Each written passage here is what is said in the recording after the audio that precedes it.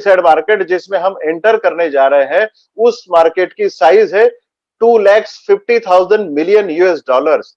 आप समझ सकते हैं 2,50,000 मिलियन डॉलर कितना बड़ा मार्केट अपने लिए आज है।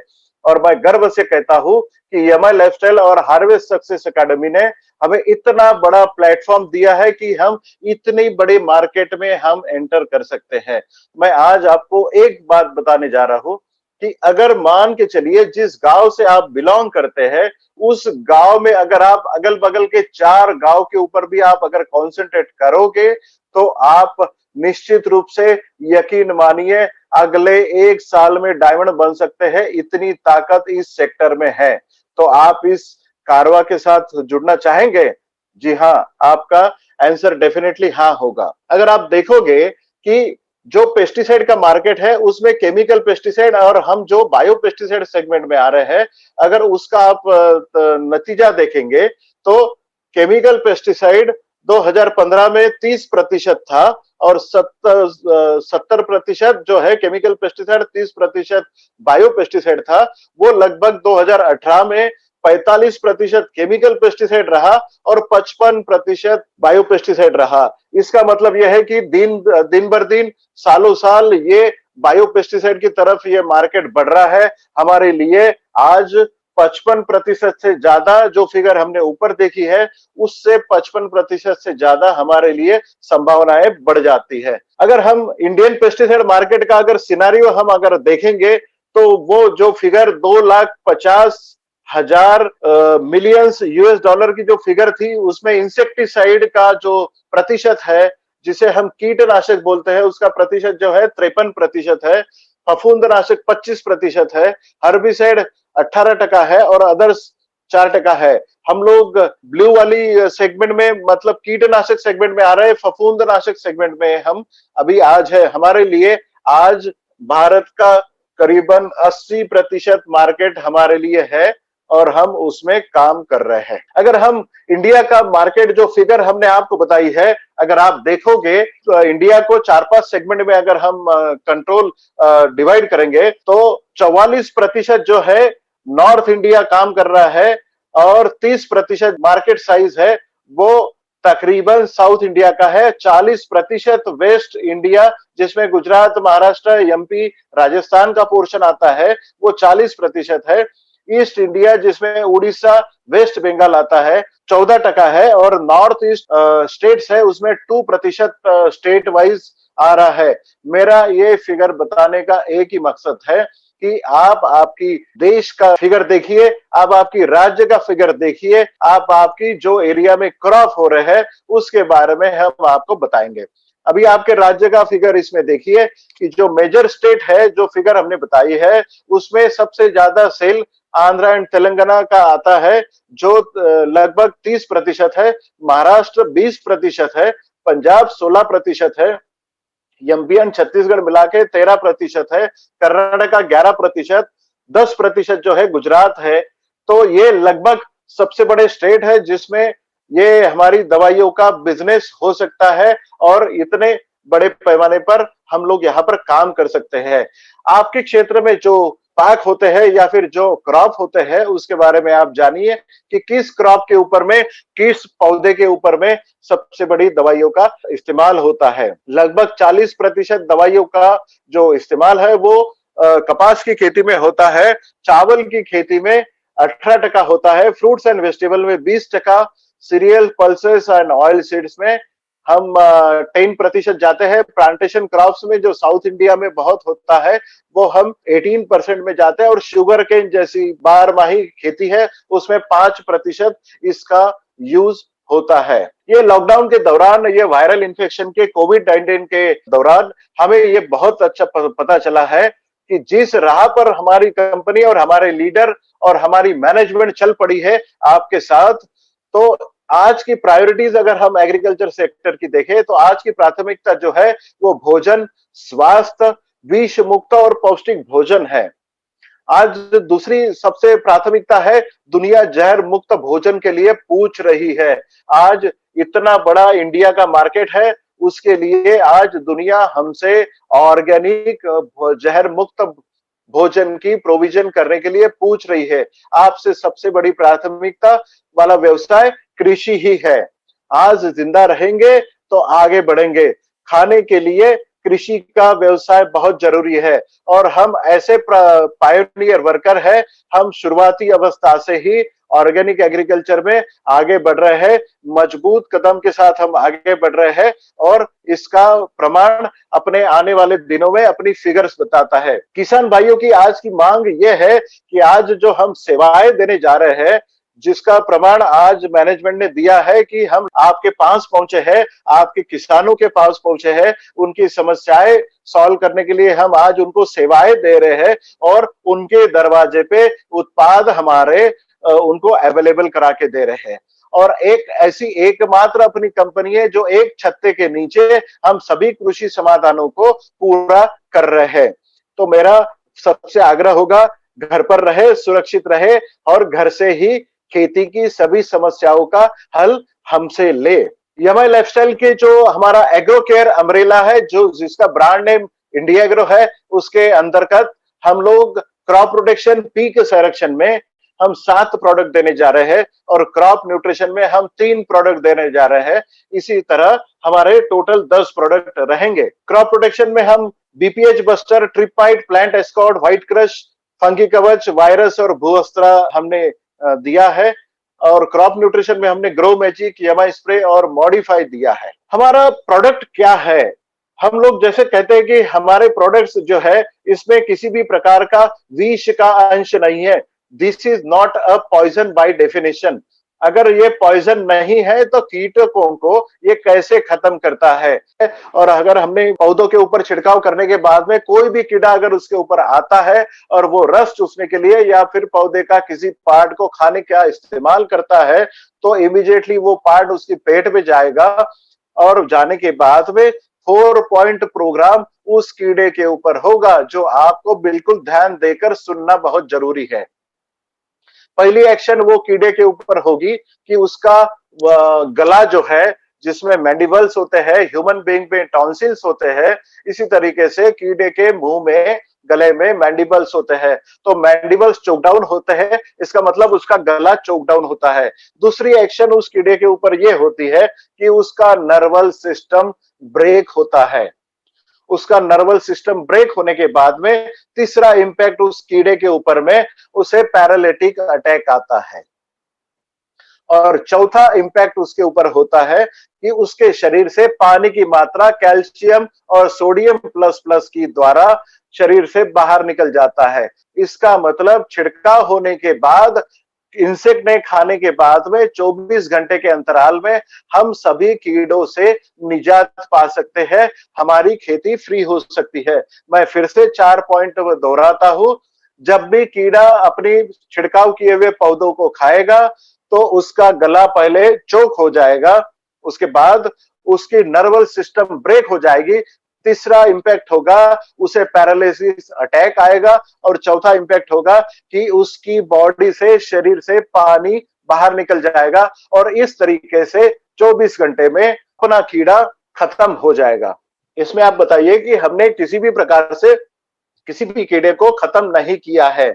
हमारी जो भी दवाइयां है, अगर सर्टिफिकेशन की बात की जाए तो हमारी दवाइयां एनपीओपी सर्टिफिकेशन और आईफोम सर्टिफिकेशन है।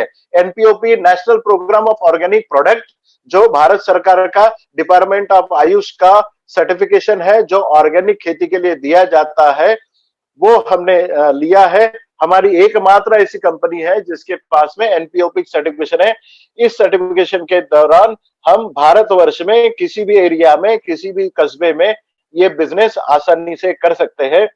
आईफोम सर्टिफिकेशन, जिसमें international federation of organic agriculture and material certification है, जो हम पूरी दुनिया में इसका एक्सपोर्ट भी कर सकते हैं और हम इसका बिजनेस कर सकते हैं। एकमात्र ऐसी कंपनी है जो भारत की, जिसके पास में ये दोनों सर्टिफिकेशन है। ये एग्रीकल्चर का जो ट्रेनिंग आपका चल रहा है, वो इतने सही समय पे चल रहा है। आप यकीन मानिए, आज जब हम मई में खड़े हैं तो मई में आज ऑलरेडी पंजाब, हरियाणा, हिमाचल प्रदेश, राजस्थान, जम्मू एंड कश्मीर का बिजनेस ऑलरेडी स्टार्ट हो गया है। वहां पर कपास की खेती का बिजनेस स्टार्ट हो गया है। जून आने वाले महीने में Gujarat, Maharashtra, MP, Uttar Pradesh, Uttarakhand, Chhattisgarh, Jharkhand, part of Bihar, Orissa, west Bengal, parts of Karnataka, Andhra, Telangana, Tamil Nadu and Kerala का बिजनेस स्टार्ट होने वाला है। और जुलाई में हम parts of west Bengal, Assam, Sikkim, Nagaland, Meghalaya, Arunachal Pradesh, Tripura and Manipur का बिजनेस स्टार्ट होने जा रहा है। इसका मतलब हम सही समय पर आज ये ट्रेनिंग ले रहे हैं। इसके लिए एक बार हम हमारी मैनेजमेंट का, एमआई लाइफस्टाइल के मैनेजमेंट का धन्यवाद देना चाहेंगे। कल हमारा जो पहला दिन था, तो मैं एक बात बताना चाहूंगा कि कल कस्टमर केयर, इंडिया ग्रुप की कस्टमर केयर नंबर पर एक कॉल आया था, एक मैसेज आया था, जिन्होंने कहा था कि हम भू अस्त्रा के बारे में, मैं पर्टिकुलरली उस लीडर का नाम लेना चाहूंगा, ऋषि कांता, मणिपुर से। इन्होंने आज अपना ट्रेनिंग सुनते वक्त उन्होंने ये जाना कि भू अस्त्रा खेती शुरू होने से पहले हमें इस्तेमाल करना है। आज वो ग्लैड हो गए हैं और उन्होंने बहुत अच्छी ऑर्डर दी है। उन्होंने किसान भाइयों को बिठाया था, सभी ने उनके पास में ऑर्डर्स दी है और उन्होंने कहा है कि इस तरीके से मैनेजमेंट अगर काम कर रहा है तो हम आपके साथ में हैं। ये ट्रेनिंग के दौरान ये इस तरीके से आप किसान भाइयों को अगर आप अपने कारवा के साथ में ट्रेनिंग में अगर जोड़ते हैं तो आप डेफिनेटली इससे अच्छे रिजल्ट पाएंगे। जब भी हम एग्रीकल्चर का बिजनेस समझेंगे तो सबसे पहले ये समझना बहुत जरूरी होगा कि कीड़ा होता क्या है। What do you mean by insect? तो आपकी स्क्रीन के ऊपर आपको अभी एडल्ट बटरफ्लाई दिख रहा होगा, खूबसूरत है। अमावस के दिनों में जब नो मून डेज के दौरान नर और मादा मेल एंड फीमेल बटरफ्लाई का जो कीड़े की उत्पत्ति करता है, आपकी खेत में जो कीड़े आते हैं, जो सुंडी आती है, रस चूसने वाले कीड़े आते हैं, उन सब के पीछे में जो हम बटरफ्लाई देखते हैं वो होते हैं। ये अलग अलग प्रकार के बटरफ्लाई अमावस के दिनों में नर और मादा का मिलन होता है। मिलन होने के 3 दिनों के बाद में ये छोटे छोटे अंडे आपकी पौधों के ऊपर डालते हैं। इनकी संख्या 5 से लेके 5000 प्रति मादा हो सकता है, इनकी कैपेसिटी हो सकती है। अगर 5000 अंडों से 5000 सुंडी, इल्ली या फिर अड़ी जिसे हम बोलते हैं, ये अगर बाहर निकलेंगे तो वो इमीडिएटली आपके पौधों के पत्ते को, फूलों को, फलों को नुकसान पहुंचाते हैं। उसके अंडों से 3 दिनों बाद छोटी छोटी इल्ली बाहर निकलेगी। वो 4 अवस्थाओं में बढ़ती है, स्टेज 1, स्टेज 2, स्टेज 3, स्टेज 4। ये बड़ी हो के प्यूपल स्टेज में, जिसे हम हाइबरनेटिंग स्टेज बोलते हैं, उसमें जाती है। ये प्यूपल स्टेज में जाने तक ये पूरी लाइफ साइकिल को, बटरफ्लाई की लाइफ साइकिल को 21 दिन से 45 दिन लग सकते हैं, कीड़ों के अलग अलग किस्म के हिसाब से। जब भी फेवरेबल वातावरण आता है तब आपको पता चलेगा कि प्यूपल स्टेज से बटरफ्लाई फिर बाहर निकलती है। फिर अगली अमावस के दिनों में नर मादा का मिलन होगा, फिर अंडे डाले जाएंगे। इसका मतलब अंडों की उत्पत्ति, कीड़ों की उत्पत्ति ये अमावस के 6-7वें दिन होती है। अगर हमारे दवाइयों का छिड़काव, अगर हमारे दवाइयों का इस्तेमाल अगर हम अमावस के 6-7 दिनों के अंतराल में करते हैं तो हम इस अमावस से लेके अगली अमावस तक मतलब 30 दिनों का हमें रिजल्ट मिल सकता है। इस तरीके से जो किसान भाई एक दिन के बाद दूसरे दिन या डेली अपना दवाइयों का छिड़काव करते हैं, उनसे हम कह सकते हैं कि आप आपकी दवाइयों का इस्तेमाल जो है वो अमावस के 7-8 दिनों में करें, ताकि आपको 30 दिन का रिजल्ट मिले। तो ये कंसेप्ट साइंस है, ये कोई स्टोरी नहीं है जो आपको किसान भाइयों को बताना है, क्योंकि हमारा उद्देश्य ही एक है कि हम किसानों की लागत आधी करेंगे और किसानों की उपज जो है हम डबल करेंगे। इसी तरीके से सही समय पर सही दवाइयों का इस्तेमाल करते हुए हम किसानों का 50% कॉस्टिंग कम करेंगे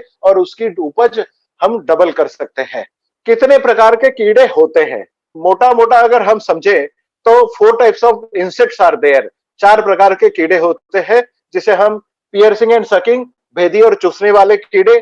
दूसरे होते हैं च्यूइंग एंड बाइटिंग, चबाने और काटने वाले कीड़े। रास्पिंग प्लांट टिश्यूज, जिसको हम छीलन वाले कीड़े बोलेंगे। और चौथा होता है सॉइल इंसेक्ट्स। सॉइल इंसेक्ट्स के लिए जमीन से आने वाले कीड़े, सफेद कोटना वगैरह जो आते हैं, टर्माइट्स आते हैं, उसके लिए हमने कल भूवस्त्र के बारे में सुना है। तो आज हम देखने जाले हैं कि रास्पिंग प्लांट टिश्यू, जिसे छीलन कहा जाता है, उसमें हम पहले प्रोडक्ट के ऊपर में आज जाएंगे, जिसका नाम है व्हाइट क्रश। व्हाइट क्रश ये सफेद मक्खी के विरुद्ध ये दवाइयां काम करती है। सफेद मक्खी जब भी हमारी पौधों के ऊपर में फूल लगते हैं या फलों की शुरुआत होती है, उस समय अपनी खेती के ऊपर आते हैं। ये अपनी पत्तों को कुरेद कुरेद कर उसका जो रस निकलता है उस रस को पीने का काम करता है और अपनी पत्तों के स्वास्थ्य को बिगाड़ने का काम करता है। पत्ते हमारी पौधों के लिए इंपॉर्टेंट क्यों होते हैं? पत्ते अगर हेल्दी रहे और स्वस्थ रहे तो एक फल बनाने के लिए, अगर मान के चलिए कोई भी फल अगर आपके पौधों के ऊपर में अच्छी तरह नरिश करना है और बढ़ाना है, तो एक फल को तकरीबन 30 से 40 हेल्दी पत्तों का जरूरत होता है। अगर 40 पत्ते अगर जमीन अपनी पौधों के ऊपर नहीं है, तो आपके फल अच्छी तरीके से उपज नहीं देंगे, अच्छे तरीके से नहीं बनेंगे, अच्छे तरीके से नहीं पकाएंगे। अच्छी उपज के लिए हमें पत्तों का इंपॉर्टेंस बहुत जरूरी है। पत्ते अगर डैमेज कर रहे हैं, तो सफेद मक्खी जो रस चूसती है, उसके लिए सफेद मक्खी के लिए व्हाइट क्रश हमने लाया है। आज मार्केट में किसी भी प्रकार से सफेद मक्खी के लिए कोई भी दवाई केमिकल्स में अवेलेबल नहीं है। तकरीबन इसका 22,000 करोड़ का मार्केट आज इंडिया में अवेलेबल है, जबकि इसके लिए हमारे पास कोई कंपटीशन नहीं है। पूरा का पूरा मार्केट हमारे एमआई लाइफस्टाइल के लिए अवेलेबल है। हम लोग व्हाइट क्रश का इस्तेमाल कैसे करेंगे? अगर आप जानना चाहोगे कि सफेद मक्खी कैसे होती है, तो जब आप खेत से गुजरते हैं तो इस तरीके से सफेद मक्खी आपको खेत में उड़ते हुए दिखेगी। इसका ज्यादा से ज्यादा आप जो है कपास की खेती के ऊपर, बैंगन की खेती के ऊपर, मिर्ची में या फिर सभी सब्जियों में आपको इसका अटैक देखने को मिलता है। ये कीड़े जब भी आप छिड़काव करने जाते हैं तो एक खेत से उड़ के दूसरे खेत के ऊपर जाते हैं। तो इनको मारने के लिए व्हाइट क्रश सबसे सटीक आपके लिए सॉल्यूशन कंपनी ने दिया है। 22,000 करोड़ का मार्केट आपको बुला रहा है। एक ही शर्त है, आपको मार्केट में जाना होगा। सफेद मक्खी का जिसे भी प्रॉब्लम है या फिर जो भी खेती फूल के ऊपर आ रही है, उसके ऊपर उस दौरान जो नो मून डे या फिर अमावस आ रही है, उस समय सब व्हाइट क्रश का इस्तेमाल छिड़काव करने के लिए आपको बोलना है। उसका डोज जो है, अगर उसका लाइफ साइकिल अगर आप देखेंगे तो व्हाइट क्रश का लाइफ साइकिल उसी तरीके से है। 21 दिन में कंप्लीट होता है। अमावस के दिनों में इनका अंडा डालना होता है और प्यूपर स्टेज और एडल्ट जाने तक ये पूरा आपकी खेती का रस चूस लेते हैं। इस तरीके से आपको कॉटन का पत्ता एक दिखाया गया है।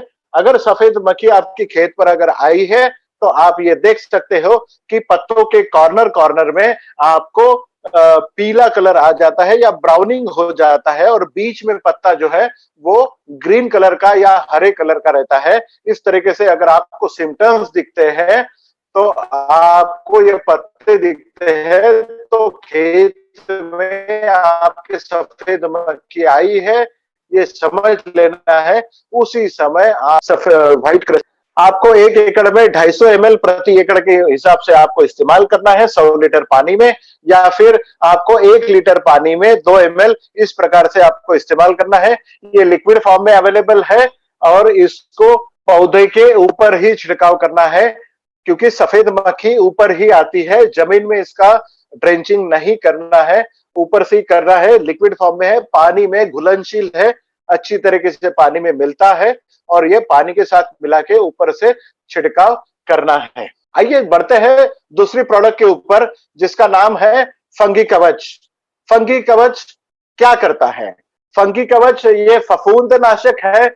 जब भी आपकी खेत के ऊपर फफूंद आती है या फिर उसे बुरशी बोलते हैं या फंगस बोलते हैं, ये फफूंद जब भी आती है, ये आपके पत्तों को, फूलों को या फलों को या आपकी रूट्स को, जड़ों को सड़ाने का काम करता है। आपके पौधों को रोकथाम करता है, फूल को नीचे गिराने का काम करता है, फलों को बढ़ने से रोकता है, पत्तों को नीचे गिराने का काम करता है। ये सब अगर आता है तो आपका 80% आपकी उपज का नुकसान हो सकता है। आपको इसके लिए फंगी कवच का एकमात्र इलाज कर सकते हैं। फंगी कवच क्या है? फंगी कवच आज जितने 128 प्रकार की फंगस है, बुरशी है या फफूंद है जो आपकी पौधों को नुकसान पहुंचाते हैं। कुछ बुरशियां होती है, कुछ फफूंद होती है जो आपके बेनिफिट्स के लिए भी काम करते हैं।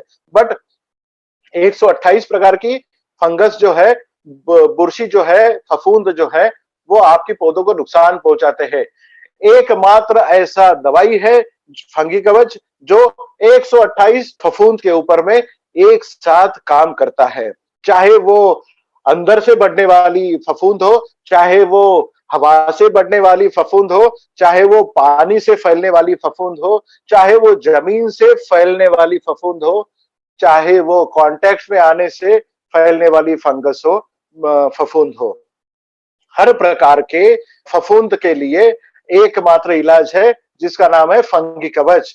ये फफूंद आने के पहले भी इस्तेमाल किया जा सकता है, फफूंद आने के बाद फफूंद को नष्ट करने के लिए भी इस्तेमाल कर सकते हैं। ये पॉइजन नहीं है, इसलिए आप जब फल निकालते हैं या फिर फल एक्सपोर्ट भी करते हैं या फिर उसके एक दिन पहले भी आप इसका छिड़काव कर सकते हैं, जबकि आप केमिकल पेस्टिसाइड या केमिकल फंगिसाइड आप कभी भी 15 दिन पहले तक इस्तेमाल करके छोड़ना पड़ता है, तब बहुत बड़ा नुकसान होता है। केमिकल फफूंदनाशक में आपको एक फफूंद के लिए एक दवाई देनी पड़ती है और अगर 128 दवाइयां अगर फफूंद आती है तो आपको 128 दवाई देनी पड़ेगी। बट हमारा एकमात्र फंगी कवच इसके ऊपर में काम करता है। ये आपके ऊपर में कुछ पिक्चर्स दिख रहे होंगे। ये पिक्चर है, पहला पिक्चर है डाउनी मिल्ड्यू जो अंदर से, पौधों के अंदर से ये फफूंद फैलती है और पत्तों के ऊपर दिखती है। और दूसरा पत्ता भी ग्रेप्स का, अंगूर का है जो पाउडरी मिल्ड्यू बोला गया है, जो पाउडर की तरह सतह पर फैलता है। ये हवा से फैलने वाला फफूंद है। ये दोनों के लिए केमिकल में अलग अलग इस्तेमाल होता है। तकरीबन 50% फफूंद का इस्तेमाल इन दोनों डिसीजेस के लिए किया जाता है। अलग अलग दवाइयां इसके लिए इस्तेमाल की जाती है, बट हमारा एक ही दवाई उसके ऊपर काम करता है जिसका नाम है फंगी कवच। फंगी कवच में आप अगर फफूंद अगर आपके जमीन से आ रही है तो आपको जमीन में पानी के साथ में देना है। फफूंद अगर आपके पत्तों के ऊपर आ रही है, फलों के ऊपर आ रही है, या फिर आपको फफूंद जो है फूल के ऊपर आ रही है, या फिर आपके जड़ों के ऊपर आ रही है, तने के ऊपर आ रही है, हर प्रकार की फफूंद के लिए आपको इसको इस्तेमाल करना है। मतलब एक साथ अगर 10 प्रकार की फफूंद आ रही है तो आपको केमिकल पेस्टिसाइड में 10 प्रकार के फफूंदनाशक इस्तेमाल करने पड़ते थे। वो आज एक ही फफूंदनाशक से आपका काम हो सकता है और 100% हो सकता है। तकरीबन जितने प्रकार के फफूंद, 128 फैमिलीज के फफूंद और उसके डिसीजेस अगर देखेंगे तो 1000 प्रकार के डिसीजेस के ऊपर में एकमात्र इलाज है जिसका नाम है फंगी कवच। हमें क्या क्या करना चाहिए, ये फफूंद अपनी खेती पर ना आए इसके लिए क्या क्या करना चाहिए? जब आप बीज लगवाते हैं, जब आप सीडलिंग लगाते हैं, उस समय आपको फफूंदनाशक का या फिर फंगी कवच का सीड ट्रीटमेंट देना है। जमीन में जब आपको जड़ों के ऊपर अगर फंगस आ रही है, फफूंद आ रही है, तो आपको पानी के तरह से देना है। जमीन जब तैयार करते हैं तब आपको पिछले क्रॉप के रेसिड्यूज या फिर स्टबल्स, आपको कचरा पूरा उठा के बाहर रखना है। जिस पेड़ के ऊपर, पौधे के ऊपर आपको फफूंद आई है, वो कट करके आपको जला देना है, खेत के बाहर ले जाना है। इस तरीके से कुछ आपको दवाइयां छिड़काव करने से पहले आपको इस केयर लेना है और इस फफूंद को फैलने से बढ़ाना है। हम एक कह सकते हैं कि फफूंद नाशक जो है 1 एकड़ में 200 से 250 ml इस्तेमाल करना है, 100 लीटर पानी में इस्तेमाल करना है। अगर आपको पानी ज्यादा लगता है 100 लीटर के ऊपर, तो 1 लीटर पानी में 2 ml के हिसाब से आपको ये इस्तेमाल करना है। ये 1 महीने में 1 या 2 बार आपको इस्तेमाल करना है। ये आपको लिक्विड फॉर्म में अवेलेबल है, 250 ml का पैकिंग अवेलेबल है, पानी में घुलनशील है। ये ड्रिप इरिगेशन से भी आप दे सकते हैं, टपकन सिस्टम से आप इसको दे सकते हैं, स्प्रे पंप से आप इसको छिड़काव कर सकते हैं और आप इसका इस्तेमाल कर सकते हैं। इसका मतलब यही है कि कोई भी फफूंद हो, आपको सिर्फ और सिर्फ फंगी कवच का इस्तेमाल करना है। आगे बढ़ते हैं। Brown plant hopper buster, BPH buster, ये बहुत इंपॉर्टेंट प्रोडक्ट है। जो चावल की खेती करते हैं, यहाँ पर जहां पर चावल की खेती होती है, जहां पर आम की खेती होती है, इनके लिए ये बहुत इंपॉर्टेंट दवाई है। ब्राउन प्लांट हॉपर नाम के तरीके से ये बताता है कि ब्राउन प्लांट हॉपर जब भी चावल की खेती में आता है, तब आपको इस तरीके से चावल की खेती में बीच में ब्राउन स्पॉट और अगल बगल में पूरा ग्रीन स्पॉट दिखता है। जब चावल की खेती में फूल लगते हैं, बिल्कुल छोटे छोटे जब फूल लगते हैं, फ्लावरिंग स्टेज आती है, तब आपको इस तरह के पैच अगर दिखते हैं, तो पहले दिन छोटा पैच दिखेगा, दूसरे दिन बड़ा होगा और आपको 4-5 दिनों में पूरा खेत जो है वो ब्राउन कलर का होगा। इस तरीके से पूरा खेत 8 दिनों में सूख सकता है। इस प्रकार से वो आपको ब्राउन प्लांट हॉपर्स दिखते हैं। जो तनों के ऊपर में जब भी फ्लावरिंग होती है चावल की खेती में, तनों के ऊपर में ये चिपक के जो फर्टिलाइजर और पानी जो ऊपर जा रहा है, जो दाना भरने में कारगर साबित होने वाला था, जो न्यूट्रिएंट्स ऊपर जाने वाले हैं, ये कीड़े बीच में ही तने से चूस करके ले लेते हैं और ऊपर दाने कभी भरे नहीं जाते। अगर चावल की खेती में अगर आपने देखा हो, तो चावल की खेती में कभी भी दाने पूरे भरे नहीं जाते हैं। इसका कारण यही होता है कि उनकी खेती में ब्राउन प्लांट हॉपर आया था। मतलब चावल की खेती में अगर आपके 50 से 55 दिन हो गए हैं, उस दौरान आपको चावल की खेती में बीपीएच बस्टर का छिड़काव करना है। चावल की खेती के बाद ये कीड़ा आता है ब्राउन प्लांट हॉपर आम की खेती के ऊपर। आपके सामने कुछ स्क्रीन के ऊपर में ये दिख रहा है कि आम के ऊपर में जब फूल आते हैं या फिर टहनियां जब कौली होती है या आम छोटा छोटा होता है, तब ये कीड़े आपके आम का रस चूसने के लिए, फूल को नीचे गिराने के लिए या पत्तों को काला करने का काम ये बीपीएच करता है, ब्राउन प्लांट हॉपर करता है। आपने देखा होगा जनवरी फरवरी के दौरान आम के ऊपर में या दिसंबर से आम के ऊपर में फूल नीचे गिरना चालू हो जाते हैं। जब भी आपको आम के खेत के नीचे जब फूल गिरते हैं, इसका मतलब उस आम के ऊपर में बीपीएच का, ब्राउन प्लांट हॉपर का अटैक आया हुआ है।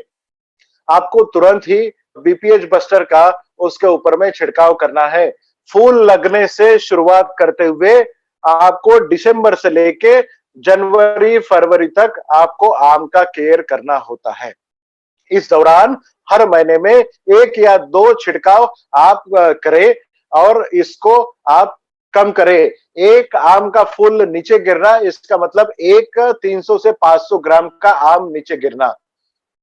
ये ब्राउन प्लांट हॉपर के लिए आज इंडिया में कोई भी दवाई केमिकल में अवेलेबल नहीं है। Indian council of agriculture research ये कहता है कि बीपीएच बस्टर के लिए, बीपीएच के लिए सिवाय बीपीएच बस्टर कोई दवाई काम नहीं करती है। जब भी ये खेत में आता है, चावल की खेती में आता है, आम की खेती में आता है, तो किसान भाई 2 या 4 दवाइयां मिला के इस कीड़े को मारने की कोशिश करते हैं, जबकि उन्हें पता होता है कि ये को भी काम नहीं करने वाला, फिर भी इसका छिड़काव होता है। आज मार्केट में इसके लिए सिर्फ और सिर्फ बीपीएच बस्टर ही काम करता है। लगभग 40,000 करोड़ का मार्केट आज इंडिया में अवेलेबल है। आज जहां पर हम ये दवाई का काम कर सकते हैं, वो हर चावल का स्टेट जहां पर चावल की खेती होती है, वो स्टेट में हम इसे कॉन्सेंट्रेट कर सकते हैं। पंजाब हो, हरियाणा हो, हिमाचल प्रदेश हो, उत्तराखंड हो, उत्तर प्रदेश हो, Bihar, Chhattisgarh, Jharkhand, Madhya Pradesh, Assam, West Bengal, Nagaland, Manipur, Tripura, Sikkim, Arunachal Pradesh, Meghalaya, Orissa, Maharashtra and Gujarat. India के सामने दिख रहा है। तो ये इंडिया में जहां पर चावल की खेती होती है और आम की खेती होती है, वहां पर इसका इस्तेमाल आप कर सकते हैं। सेल्स के लिए आप ये कर सकते हो। पर्टिकुलरली मुझे आपको एक और बताना है कि जहां आसाम से लेके वेस्ट बंगाल, आसाम और नागालैंड, मणिपुर, त्रिपुरा, जहां जहां चाय की खेती होती है, तो चाय के खेती वाले डेफिनेटली सुने कि उनकी खेती के ऊपर, पत्तों के ऊपर में टी मॉस्किटो बग आता है। तो टीएमबी के लिए, आप टी मॉस्किटो बग के लिए भी आप इसका इस्तेमाल कर सकते हो। इसके ऊपर में ये कारगर साबित होता है। जहां पर ऑर्गेनिक चाय की खेती की जाती है, वहां पर अपने ये ऑर्गेनिक रजिस्टर्ड प्रोडक्ट आप उन्हें देकर आप वहां पर बिजनेस कर सकते हो। क्योंकि हमने बहुत जगह पे देखा है कि चाय की खेती के ऊपर पॉइजनस पेस्टिसाइड का छिड़काव नहीं किया जा सकता, और ये जब कीड़ा वहां पर आता है, टी मॉस्किटो बग, तो पूरे किसान भाई हेल्पलेस हो जाते हैं। हम अपनी दवाइयों से उनका 60%, 60% उनके पत्ते हम बचा सकते हैं। तो उस एरिया में भी हम इसका इस्तेमाल कर सकते हैं। कस्टमर केयर नंबर आप एक बार नोट डाउन कर लीजिए, India grow customer care number, जिसके ऊपर कोई कॉल एंटरटेन नहीं की जाएगी, कोई कॉल नहीं लिया जाएगा। सिर्फ और सिर्फ आपका जो सवाल है, आप किस प्रदेश से बात कर रहे हैं वो लिखना है, आपका सवाल क्या है ये लिखना है। व्हाट्सएप के जरिए आप कुछ डिसीजेस के पेस्ट के फोटोग्राफ आप भेज सकते हो। Good morning, good evening, good night के मैसेजेस इसके ऊपर ना भेजे, और प्लीज इसके ऊपर में फोन ना करें। आपके किसी भी प्रकार के सवाल का जवाब 24 घंटे में आपको मिल जाएगा। आपका कस्टमर केयर नंबर एक बार नोट डाउन कर लीजिए। आप अपने ये जो प्रोडक्ट आपने देखे हैं, ये आप इंडिया शॉपी की वेबसाइट से भी खरीदी कर सकते हैं, या फिर किसी भी पिकअप सेंटर से आप ऑल ओवर इंडिया में इसका परचेज कर सकते हैं। किसी भी प्रकार से आप कोई भी ई कॉमर्स वेबसाइट में जो अपने प्रोडक्ट्स मिल रहे हैं, वो उसका इस्तेमाल डेफिनेटली ना करे, वहां से परचेस ना करे। सिर्फ और सिर्फ इंडिया शॉपी की वेबसाइट से या फिर अपने ऑथराइज सेंटर से इसका परचेस करें। अब सवाल जवाब के ऊपर में हम आते हैं। वस्त्र डेफिनेटली जमीन से ही आपको देना है, और स्प्रे पंप से इसको इस्तेमाल नहीं करना है। अगर आप की खेती में बुआई हुई है, तो 1 महीने तक आप इसको अप्लाई कर सकते हैं। जैविक खेती के लिए अपनी सभी दवाइयां आप इस्तेमाल कर सकते हैं, यह ऑर्गेनिक सर्टिफाइड है। लेबल भी अपने उसके ऊपर में अपना सर्टिफिकेशन नंबर भी दिया गया है। बीपीएच बस्टर का डोज जो है वो 1 लीटर पानी में 2 ml, और 1 एकड़ में आप 250 ml इसको इस्तेमाल कर सकते हैं, 250 ml इस्तेमाल कर सकते हैं। कॉटन में आप बीपीएच बस्टर को इस्तेमाल ना करें, क्योंकि ये कीड़ा सिर्फ और सिर्फ चाय की खेती के ऊपर में, चावल की खेती में और आम की खेती के ऊपर आता है। कोकोनट में इसका इस्तेमाल ना करें। सभी प्रोडक्ट एक साथ मिला के आप डाल सकते हैं।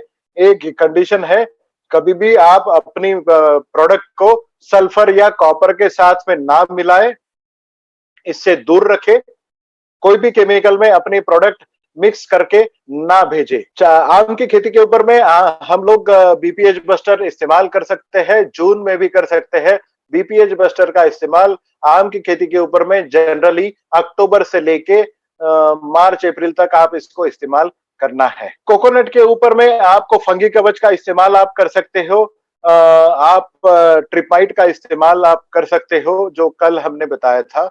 और उसके साथ में अगर बीपीएच बस्टर भी आप इसको मिला के दे सकते हैं। पावर स्प्रे के लिए अगर आप सादा स्प्रे पंप, हम लोग जो भी डोजेस आपको बता रहे हैं वो सिर्फ सादा नैपसेक स्प्रेयर का बता रहे हैं। अगर पावर स्प्रे आपको इस्तेमाल करने हैं तो डोज को डबल करना होगा। बीपीएच बस्टर का आप सोयाबीन के ऊपर में इस्तेमाल ना करें, आपको सिर्फ और सिर्फ सोयाबीन के लिए अपना प्लांट एस्कॉर्ट का इस्तेमाल करना है।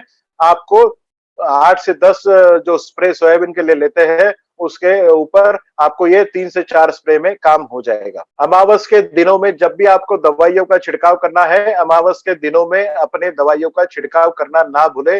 अपनी किसान भाइयों को जो है वो आप ये बात जरूर बताएं कि अमावस के दिनों का इंपॉर्टेंस, महत्व क्या होता है। आप अपनी दवाइयों का इस्तेमाल जो है वो मसालों के पूरे पौधों के ऊपर भी कर सकते हैं या फिर आयुर्वेदिक दवाइयों की खेती के ऊपर भी कर सकते हैं जिसके ऊपर में कोई भी केमिकल, पेस्टिसाइड या फर्टिलाइजर का इस्तेमाल नहीं किया जाता, वहां पर आप अपनी दवाइयों का इस्तेमाल कर सकते हैं। हमारी बहुत सारी दवाइयां केमिकल के साथ में मिलकर जा सकती है, बट जिस केमिकल में सल्फर या कॉपर है उस केमिकल के साथ में अपनी दवाइयों का मिलाना वर्जित है, हम अवॉइड करें। बाकी सब भी आपके जो भी सवाल है वो आप कस्टमर केयर के ऊपर में भेज सकते हैं, उसके जवाब आपको तुरंत मिलेंगे।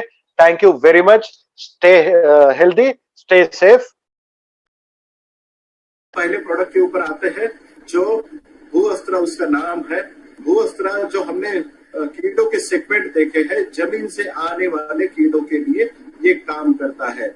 भूअस्त्र एक ऐसा मॉलिक्यूल है जिसे हम अगर देखें तो आज ऑल ओवर इंडिया में 2 लाख करोड़ का मार्केट आज अपनी मार्केट में है। ऑल ओवर इंडिया में जहां जहां भी जिस प्रकार की खेती की जाती है, सीजन से पहले जब जमीन तैयार की जाती है, बैल जब जोते जाते हैं, खेत जब जोता जाता है, तब ये दवाई का काम पड़ता है। जमीनों में बीज लगवाने से पहले या कुछ सीडलिंग लगाने से पहले ये जमीन में डाला जाता है ताकि आपके जो बीज का अंकुरण हो, जर्मिनेशन हो, तब कोई जमीन में जो कीड़े होते हैं वो आपकी पौधों के ऊपर या उसको नुकसान ना पहुंचाए। उसके लिए भूअस्त्र आप इस्तेमाल कर सकते हैं। जो जमीन से आने वाले कीट, गोबर खाद से आने वाले कीड़े या दीमक जो जमीन से लगती है उसके लिए, या जमीन में कहीं कहीं पर कुछ एरियाज में सांप का बहुत बड़ा प्रॉब्लम होता है, सांप आते हैं बारिश के दिनों में, उस दौरान अगर आप ये डालते हैं घर के अगल बगल में तो आपके घर के आसपास सांप नहीं आएंगे। ये सबसे बड़ा है। और आप मार्केट के साइज अगर देखेंगे तो 2 लाख करोड़ का मार्केट अपने लिए ऑल ओवर इंडिया में है। और सबसे अच्छी बात है, पिछले 2 सालों से गवर्नमेंट ऑफ इंडिया ने जो जमीन से लगने वाले कीड़े थे उसके लिए जो रेड ट्रायंगल वाली जो दवाइयां थी वो सब की सब बैन कर दी है। आज की डेट में ऑल ओवर इंडिया में जो 2 लाख करोड़ का मार्केट अवेलेबल है, उसमें मार्केट में देने के लिए कोई भी प्रोडक्ट अवेलेबल नहीं है सिवाय अपने भूअस्त्र के। तो कितना बड़ा मार्केट अपने लिए अवेलेबल है ये आज समझ सकते हैं। अपने लिए कोई कंपटीशन नहीं है, दूर दूर तक कोई कंपटीशन नहीं है। सिर्फ आपको किसान भाइयों को जमीन में बीज लगवाने से पहले ये प्रोडक्ट आपको देना है और उसे ये समझाना है। एवरी फार्मर जो खेती करता है उसकी बीज के साथ में इसकी डिमांड आती है और ये हर किसान की डिमांड होता है। पॉइजन फ्री है, इसमें किसी भी प्रकार का विष नहीं है और ये जमीनों के लिए एकदम इको फ्रेंडली काम करता है। आपके सामने व्हाइट ग्रब, कुछ ग्रब्स आपके दिखाए गए हैं जो कीड़ों के ये है। ये जैसे ही बारिश का पहली बूंद जमीन पे पड़ते हैं ये सक्रिय हो जाते हैं और जब बीज का अंकुरण होता है उसके ऊपर में अटैक करते हैं, दीमक का अटैक होता है, उसी समय आपको ये जमीन से डालना है। 1 एकड़ में आपको 4 किलो जो शॉर्ट टर्म के क्रॉप्स है और पेरिनियल क्रॉप जैसे गन्ने की खेती हो, बनाना की खेती हो, केले की खेती हो, इन सभी क्रॉप्स में आपको 1 एकड़ में ये आपको 6 से 8 किलो डालना है। अब दूसरे प्रोडक्ट्स के आते हैं जिसका नाम है प्लांट एस्कॉर्ट। प्लांट एस्कॉर्ट ये सभी का चहेता प्रोडक्ट हो सकता है, जो सुंडी नाशक करके काम करता है, जो ईयड़ के लिए काम करता है, जो इल्लियों के ऊपर में काम करता है, जो उसे कंट्रोल करने के लिए काम करता है। जैसे मैंने पहले आपको कीड़े के बारे में बताया कि जब फेवरेबल कंडीशन होती है पौधों के ऊपर, तब कीड़ों का नर मादी का मिलन होता है। 3 दिन के बाद में अंडे डाले जाते हैं, अंडों से ईयड़ बाहर निकलती है 3 दिन के बाद। मतलब जब अमावस की रात होती है तब नर मादी का मिलन होता है, उसके 4 दिन बाद छोटी छोटी इल्लियां आपकी खेत के ऊपर में काम करती है, नुकसान करने के लिए आती है। उस दौरान आपको इस दवाई का छिड़काव करना है प्लांट एस्कॉर्ट का, ताकि अगले जनरेशन तक, मतलब 21 से 42 दिनों तक आपको किसी भी प्रकार के ईयड़ का या फिर किसी भी प्रकार के सुंडी का कोई भी अटैक आपके खेत के ऊपर में नहीं दिखेगा। इसका प्रमाण है 1 लीटर पानी में 2 ml का छिड़काव करें और 1 एकड़ में आपने 250 ml का इस्तेमाल करना है। ये लिक्विड फॉर्म में अवेलेबल है, 250 ml का पैकिंग अवेलेबल है। 1 एकड़ की 1 बोतल हमने जो भी पैकिंग बनवाई है वो 1 एकड़ खेती के लिए बनवाई है, ये समझ लेना है। अगर आपको ज्यादा पानी लगता है, ये 250 ml 100 लीटर पानी में मिला के आपने इसको छिड़काव करना है। ज्यादा पानी अगर 100 लीटर से ज्यादा लगता है तो आपका प्रमाण रहना चाहिए 2 ml प्रति लीटर, आपने इसका इस्तेमाल करना है। मैं फिर से दोहराना चाहूंगा कि ये प्रोडक्ट अमावस के 6 या 7 दिन के बाद अपना छिड़काव करना बहुत जरूरी है। जब वो कीड़ों अंडे से बाहर निकल के ईयड़ अपनी नुकसान करता है, तभी सबसे ज्यादा नुकसान करते हैं। तभी अगर इसका छिड़काव करते हैं तो हमें 100% आपको इसका रिजल्ट मिलेगा और किसान भाई का 2 से 4 स्प्रे आप बचा सकते हैं। अगर अन्य दवाइयां, अन्य केमिकल्स अगर हम इस्तेमाल करते हैं तो हमें अगर 1 एकड़ में 5000 की लागत लग रही है, तो हमें प्लांट एस्कॉर्ट इस्तेमाल करते वक्त हम 800 से 1000 रुपए में उसका काम करा सकते हैं।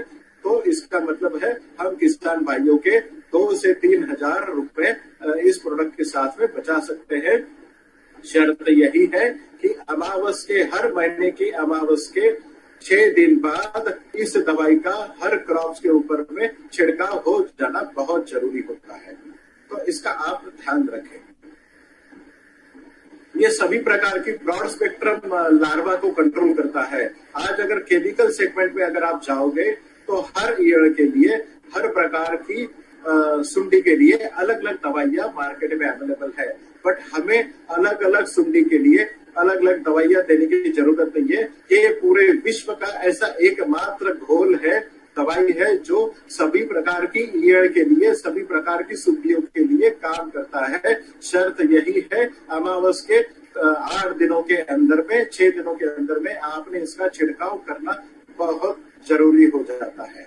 सभी प्रकार की सुंडियों के लिए एकमात्र इलाज, इसका नाम है प्लांट एस्कॉर्ट। 1 एकड़ में 250 ml आपको 100 लीटर पानी में मिला के इस्तेमाल करना है। पानी ज्यादा लग रहा है तो आपको 1 लीटर पानी में 2 ml के हिसाब से आपको इसका छिड़काव करना है।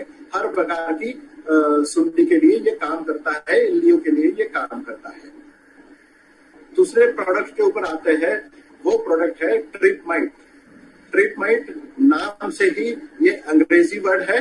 ये थ्रिप्स और माइट्स जो रस चूसने वाले कीड़े होते हैं, मिर्ची की खेती, कपास की खेती या अन्य प्रकार की सब्जियों की खेती करने वाले सभी किसान भाई, या फिर उन्हें पता है कि पत्तों के ऊपर में रस चूसने वाले कीड़ों का प्रादुर्भाव बहुत ज्यादा होता है। जब जब ये कीड़े आते हैं, आपकी पत्तियों से जो हरा कलर है उसे चूसने की कोशिश करते हैं। जब भी ये चूसने की कोशिश करते हैं तो आपकी पत्तों का वो नुकसान करते हैं, वो सिकुड़ जाते हैं। जब पत्ते सिकुड़ जाते हैं तो वो अपने लिए अपना खाना नहीं बना सकते हैं। जो पत्तियों पे हरा कलर होता है वो प्रकाश संश्लेषण के द्वारा अपनी पौधों के लिए अन्न प्रक्रिया तैयार करता है, अपना फूड खुद तैयार करता है। अगर वो हरा कलर अगर रस चूसने वाले कीड़ों ने अगर चूस लिया तो आपकी पौधों में किसी भी प्रकार का फूड नहीं तैयार हो सकता है, तो आपका नुकसान हो सकता है। इसीलिए थ्रिप्स और माइट इस प्रकार की फूल कीड़े और जिसे स्पाइडर्स बोलते हैं, माइट्स, इसकी रोकथाम करना बहुत जरूरी है। जब भी ये कीड़े आपकी पौधों के ऊपर आते हैं, एक साथ आते हैं, जिससे पत्ते, अगर थ्रिप्स से अटैक होता है तो पत्ते की सतह जो है वो ऊपर की ओर मुड़ जाती है, और माइट्स का अगर अटैक है तो पत्ते की सतह जो है नीचे की तरफ मुड़ जाती है। अगर ये दोनों का अटैक एक साथ अपने पौधों के ऊपर होता है तो इसके लिए केमिकल पेस्टिसाइड में 2 या 3 प्रकार की दवाइयां मिक्स करके आपको छिड़काव करना पड़ता है, जिसमें किसान भाइयों के बहुत पैसे बर्बाद हो जाते हैं। हमने एकमात्र ऐसी दवाई बनाई है कि किसी भी प्रकार की रस चूसने वाले कीड़े अगर आपके खेत में आते हैं तो उसका अटैक हम इमीडिएटली एक ही स्प्रे से आपको उनको खत्म कर सकते हैं। हम किसी प्रकार के कीड़े को खत्म तो करते ही नहीं है, वो खुद खत्म हो जाते हैं। तो थ्रिप्स और माइट्स को एक साथ कंट्रोल करने के लिए, नियंत्रण में लाने के लिए या फिर इसका खात्मा करने के लिए एकमात्र दवाई है जिसका नाम है थ्रिप्स और माइट्स। इसका अटैक आपकी पौधों के ऊपर में, जब आपके पौधा फूल के ऊपर आता है या फूल जब आपके पौधों के ऊपर लगता है, तब इसका हेवी अटैक आपको देखने को मिलता है।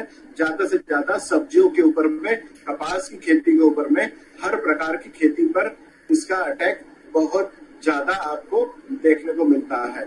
और जब फूल की खेती होती है, फूल जब आपके खेतों के ऊपर लगते हैं, तब आप कोई भी किसी भी प्रकार का केमिकल का इस्तेमाल नहीं कर सकते हैं, क्योंकि परागीकरण करने के लिए आपको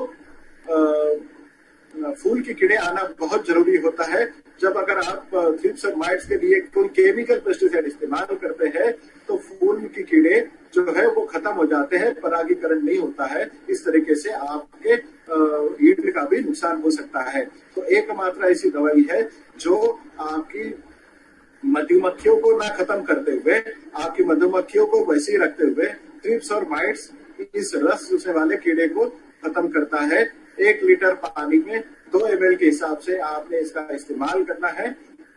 आप ध्यान में रखना है कि ये कीड़े आपकी खेती के ऊपर, जब आपके पौधों के ऊपर में फूल लगते हैं और फूलों से फलों के ऊपर रूपांतरित होता है, तब ये कीड़े आपकी खेती के ऊपर में आते हैं।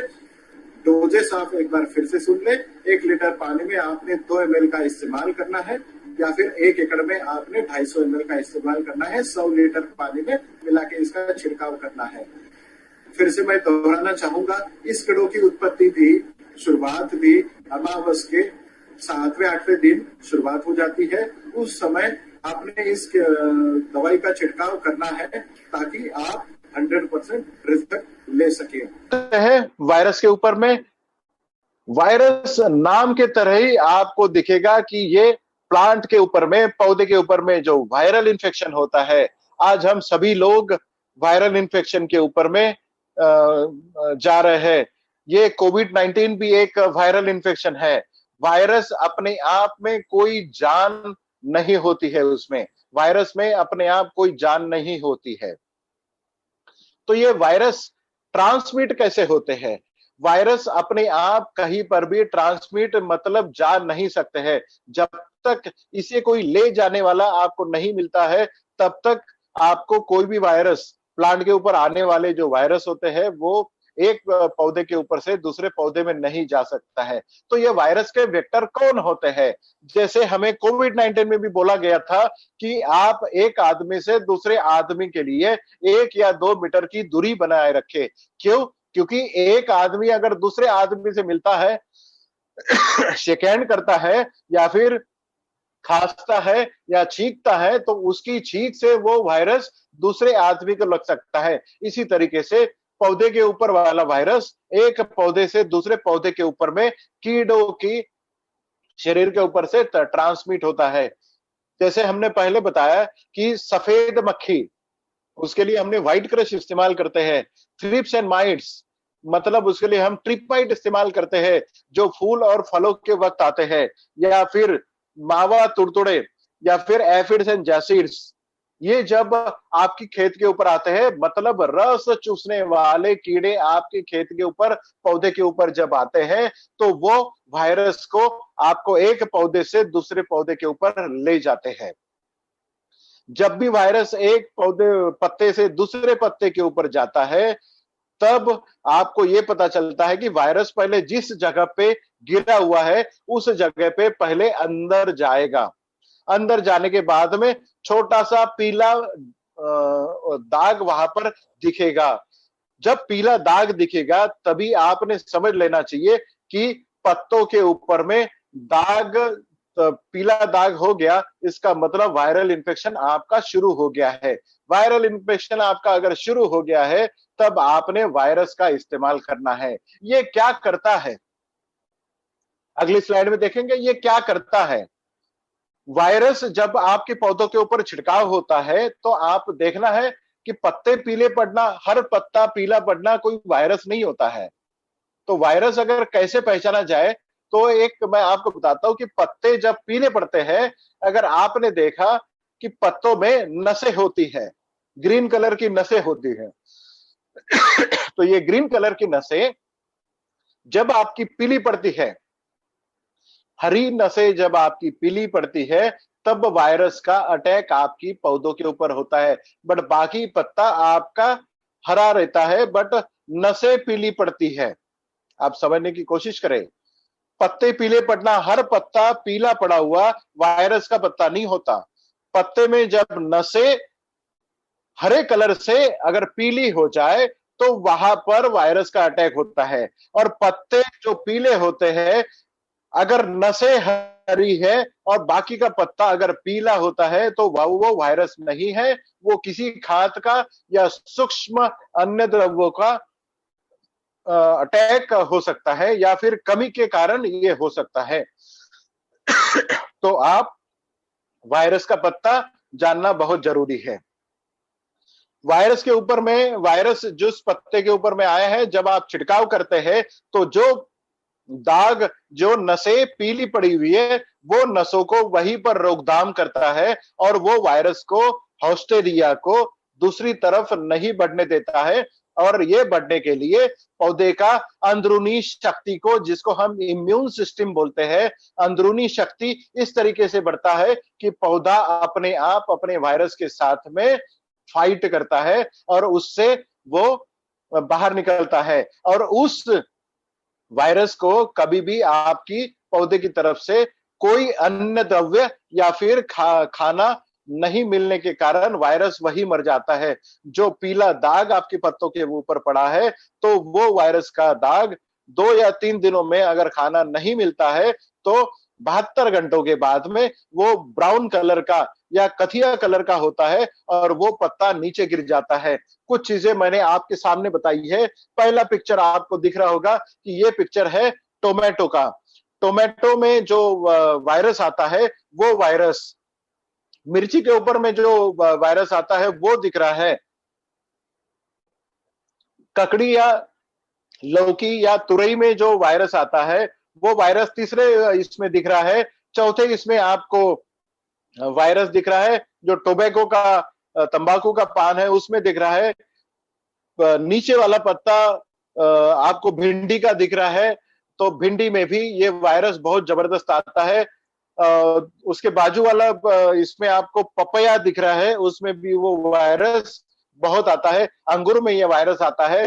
वायरस हर प्रकार की सब्जियों में, हर प्रकार के फलों के इसमें आता है। आपको ये अगर वायरस कंट्रोल करना है, तो वायरस की छिड़काव के साथ में आपको रस शोषण करने वाले जो कीड़े होते हैं, रस चूसने वाले जो कीड़े होते हैं, उसके साथ में आपको वायरस का इस्तेमाल करना है, ताकि आपकी वायरस के साथ में कीड़ों की भी रोकथाम हो। इसका मतलब वायरस जब आपके खेत में आता है, तब आपको व्हाइट क्रश के साथ में वायरस का इस्तेमाल करना है, आपको ट्रिपमाइट के साथ में वायरस का इस्तेमाल करना है, और आपको इसके साथ में निश्चित रूप से यमाई स्प्रे का भी इस्तेमाल करना है, और आपको इसको छिड़काव करना है। वायरस जब आता है, तो 8 दिन के अंतराल में आपको 2 बार स्प्रे करना पड़ेगा, छिड़काव करना पड़ेगा, ताकि आपका पौधा नया जो पत्ता निकल रहा है वो पत्ते में वायरस का कोई इंफेक्शन आपको ना दिखे और आपके पौधा अच्छी तरीके से आपको उपज दे पाए। ऐसा एकमात्र मार्केट में प्रोडक्ट है जो वायरस के ऊपर में काम करता है। ये वायरस आपके पौधों के ऊपर कब लगता है? आपके पौधे के ऊपर में जब फूल लगने की अवस्था होती है किसी भी सब्जियों में या फलों में, तब ये वायरस आपकी प्लांट्स के ऊपर में, पौधों के ऊपर में अटैक करता है। उसी समय आपको इसको किसी भी कीटनाशक के साथ में मिला के इसको दे सकते हैं, जैसे कि ट्रिपमाइट हो गया, जैसे कि व्हाइट क्रश हो गया, इसमें मिला के आपको वायरस देना है। इसमें साथ में अगर ग्रो मैजिक अगर आप मिलाते हैं तो इससे कई गुना रिजल्ट आपके बढ़ जाते हैं और आपकी खेती में कभी वायरस नहीं आएगा। 100% आप वायरस के अगेंस्ट में गारंटी ले सकते हैं। ये बहुत यूनिक प्रोडक्ट है। आज की डेट में वायरस के लिए इंडिया में 1 लाख करोड़ का मार्केट है। तो हर सब्जी उगाने वाला जो क्षेत्र है, जो राज्य है, जो डिस्ट्रिक्ट है, जो गांव है, जिस खेती में सब्जियां फलों की खेती होती है, वहां वहां वायरस का अटैक निश्चित रूप से होता है। ग्रो मैजिक अपना पहला प्रोडक्ट जो आज हम सीखने जा रहे हैं। ग्रो मैजिक नाम की तरह ही ये ग्रोथ के लिए मैजिक का काम करता है। ग्रो मैजिक एक नैनो टेक्नोलॉजी बेस पहला भारतवर्ष का एकमात्र ऐसा प्रोडक्ट है जो सर्टिफाइड नैनो टेक्नोलॉजी के साथ में बनाया गया है। इसमें जस्मोनेट नाम का एक प्लांट अल्कलॉइड होता है जो एक प्लांट हार्मोन की तरह भी अपने पौधे में मौजूद होता है। जस्मोनेट जिसे केमिकल नेचर में पहले स्लाइड में हम देखेंगे कि जस्मोनेट एक प्लांट हार्मोन होते हुए वो जस्मीन ऑयल, मतलब जस्मीन ऑयल से इसे एक्सट्रैक्ट किया जाता है। ये बहुत इंपॉर्टेंट रोल प्ले करता है बायोटिक एंड अबायोटिक स्ट्रेस, मतलब पानी की कमी हो या फिर खूब एक्सट्रीम बारिश हो रही हो या फिर हवा की बहुत तेज आंधी हो या फिर कम हवा हो, कम ऑक्सीजन में हो या फिर फर्टिलाइजर बहुत ज्यादा गिरा हो या कम फर्टिलाइजर हो, ऐसे समय में या कीड़ों का या फफूंद का बहुत ज्यादा अटैक हो, ऐसे समय में अपनी पौधों को टिक पाना संभव नहीं होता है। इस समय जस्मोनेट या ग्रो मैजिक आपके पौधों को टिकने के लिए मदद करता है।